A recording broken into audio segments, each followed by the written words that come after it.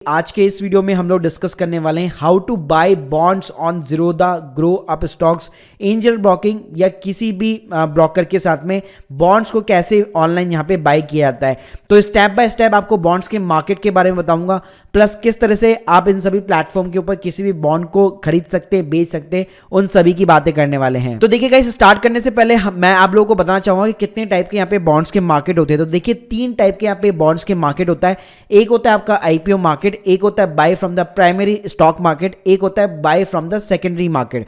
तो पहले बात करते हैं आईपीओ मार्केट की। तो देखिए जैसे हमारे स्टॉक्स का आईपीओ होता है वैसे बॉन्ड्स का भी यहाँ पे आईपीओ लगता है। जैसे अभी राइट नाउ मैं सारे के सारे करंट एनसीडी इशू की बात करूं तो आप देख सकते हैं अभी जैसे मुथूट मिनी का 1 दिसंबर को यहाँ पे इशू ओपन हुआ था, एडविलिस का यहाँ पे 6 दिसंबर को ओपन हो रखा है, आईएफएल फाइनेंस का यहाँ पे 8 दिसंबर को ओपन हो रखा है। तो गाइस जितने भी ये फ्रेश इशू होते हैं ये स्टॉक मार्केट में लिस्ट होने से पहले इस तरह का एक इशू निकालते हैं और इसके अंदर आप यहाँ पे पार्टिसिपेट कर सकते हैं। नॉर्मली हर बॉन्ड की प्राइस यहाँ पे 1000 रुपए होती है, तो आप कह सकते हैं मिनिमम आपको 10,000 रुपए का इन्वेस्टमेंट करना पड़ता है। तो गाइस इसमें से किसी भी बॉन्ड को अगर आप खरीदते हैं तो आपको एक फिक्स रेट ऑफ इंटरेस्ट से आपको जो भी उसका कूपन रेट होता है उसके अकॉर्डिंग यहाँ पे मैच्योरिटी के ऊपर आपको इंटरेस्ट मिलता रहता है। अब गाइस खास बात ये होती है जैसे आप आईपीओ के पहले यहाँ पे जो है शेयर्स को मतलब पार्टिसिपेट करते हैं वैसे इन बॉन्ड्स के अंदर भी आप जो है यहाँ पे पार्टिसिपेट कर सकते हैं।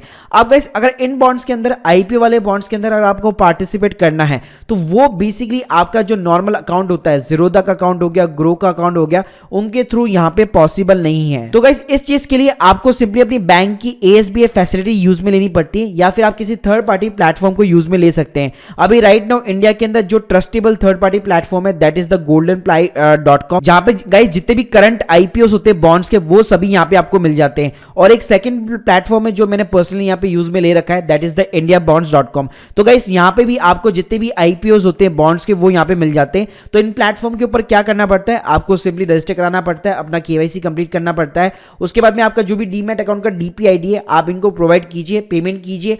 पेमेंट भी जो है बेसिकली डायरेक्टली बीएसई को होता है। बीएसई को होने के बाद में वो जो यूनिट्स होते हैं आईपीओ के वो आपके अकाउंट के अंदर क्रेडिट हो जाते हैं। तो गाइस ये तो हो गई आईपीओ मार्केट से यहाँ पे बॉन्ड्स को बाय करने की, जो कि ज़ीरोधा और आपके जितने भी स्टॉक ब्रोकर है उनके थ्रू यहाँ पे पॉसिबल नहीं है। आपको किसी भी थर्ड पार्टी या ASB का यूज करना पड़ेगा।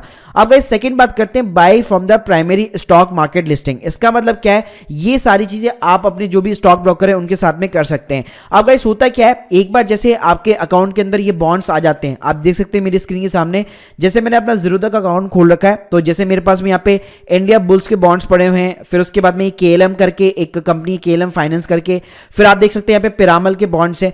तो गाइस इन बॉन्ड्स में खासियत क्या होती है, आईपीओ के बाद में जब आप खरीद लेते हैं तो आपका जो भी डीमैट अकाउंट होता है उसके अंदर यहाँ पे क्रेडिट हो जाते हैं।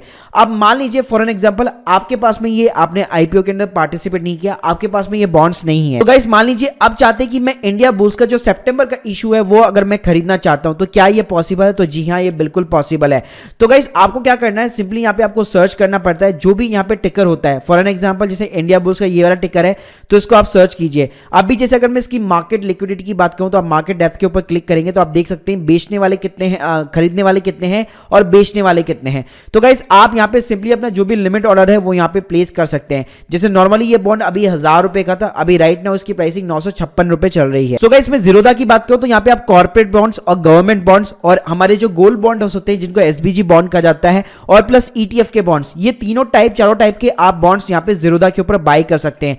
अगर मैं अब स्टॉक्स की बात करूं तो उसकी भी सेम कहानी है। वहां पे भी अगर आप जाएंगे जो भी आपका टिकर होता है उसको आप सर्च कीजिए और यहाँ पे आप सिंपली अपना जो भी लिमिट ऑर्डर है वो यहाँ पे प्लेस आउट कर सकते हैं। तो यहाँ पे भी गाइस आपके गवर्नमेंट बॉन्ड्स हो गए और उसके अलावा जितने भी कॉर्पोरेट के बॉन्ड्स हो गए या फिर SBG बॉन्ड्स हो गए उन सभी को यहाँ पे आप बाय कर सकते हैं। लेकिन गाइस अगर मैं ग्रो की बात करूं तो राइट नाउ ये आपको कॉर्पोरेट बॉन्ड के लिए अलाउ नहीं करता है। यहाँ पे आपको सिर्फ जो बॉन्ड्स मिलेंगे वो मिलेंगे केवल ETF के बॉन्ड्स और केवल जो आपके SBG गोल्ड बॉन्ड्स होते हैं RBI के इशू किए हुए वही सिर्फ आप यहाँ पे परचेज कर पाएंगे। इसके अलावा भी गाइस ज़ीरोधा ने यहाँ पे स्पेशल अपने कॉइन के अंदर अलग से एक प्लेटफॉर्म दिया है गवर्नमेंट बॉन्ड्स का, लेकिन यहाँ पे आपको सिर्फ ट्रेजरी बिल्स वगैरह मिलते हैं जिनके इंटरेस्ट रेट काफी कम होते हैं। अगर मैं कॉर्पोरेट बॉन्ड्स की बात करूं तो यहाँ पे कभी भी आपको कोई भी कॉर्पोरेट बॉन्ड देखने को मिलता नहीं है। बहुत ही रेयर सिचुएशन होती है कि किसी ने यहाँ पे ज़ीरोधा कॉइन के साथ में टाई अप किया हुआ हो और अपने जो कॉर्पोरेट बॉन्ड्स है वो यहाँ पे डाले हुए हो। उसके बाद में गाइस जो थर्ड टाइप का मार्केट होता है that is the secondary market. तो यहाँ पे इस मार्केट के अंदर आपको खरीदने के लिए प्रीमियम पे करना पड़ता है, साथ में ये ऑफ मार्केट डील्स होती है। मतलब यहाँ पे भी आपको सिंपली एक ब्रोकर पकड़ना पड़ता है जिसको आपको डीपीआईडी प्रोवाइड करना पड़ता है। पेमेंट आपकी बॉम्बे स्टॉक एक्सचेंज को जाती है और उसके बाद में वो जो ब्रोकर है वो आपके यूनिट्स क्रेडिट कर देता है। तो गाइस इसके लिए भी अगेन आपको गोल्डन पाई हो गया या फिर bondsindia.com हो गया, इस तरह के प्लेटफॉर्म यूज में लेने पड़ सकते हैं।